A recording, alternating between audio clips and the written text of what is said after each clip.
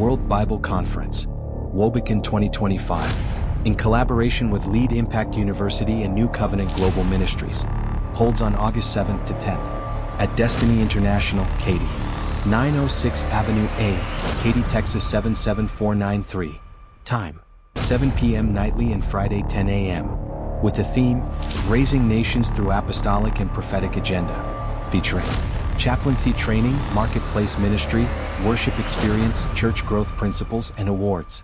Speakers, Archbishop Joseph Alexander. Doesn't matter whether it's democracy or theocracy or secular humanism, it doesn't matter what label it comes, we are moving and advancing. Chancellor, Most Reverend Professor Carrie Madhu. A church should have fivefold ministry in the congregation because the church is not one-man show. Apostle Goodheart Obi. Beloved, there are certain things around you that has been happening around you. You probably saw them as trouble, but God said, I'm waking you up. Chaplain General Professor Christian E. Pastors Jorge and Olga Florian, Bishop Dr. Richard Harper, Dr. Kathy, and your host, Archbishop and Bishop Dr. Cletus and Blessing Bassi.